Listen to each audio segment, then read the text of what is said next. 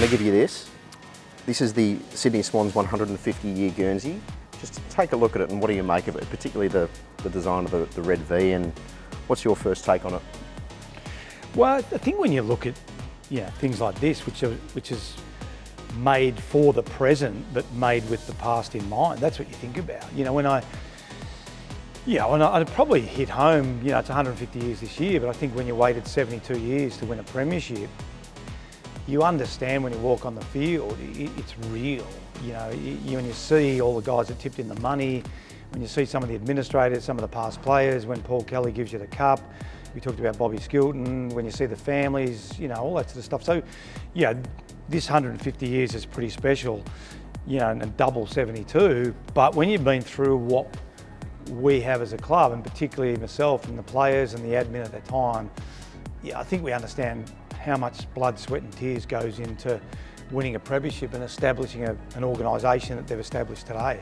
And so many past players, so many fans, so many past administrators have gone into it, and that's why it's a pretty exciting year in 2024.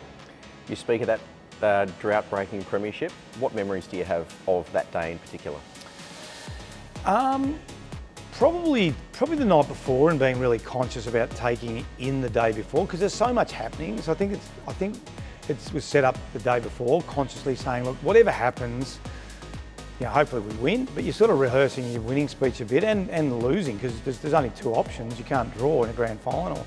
But I think on the day of the game, because I'd done that, I remember a lot. I remember the siren going, I remember the coaches celebrating the coaches box. I remember walking. We were lucky then, to be honest, because we were in the AFL, the Jollymont side of the ground. So we were coming down, so the tennis side, we were coming down the grandstand through the crowd. So I remember the tears and the excitement of the Swans fans. I remember walking on the ground, and as I said before, I remember the past players, I remember the past administrators.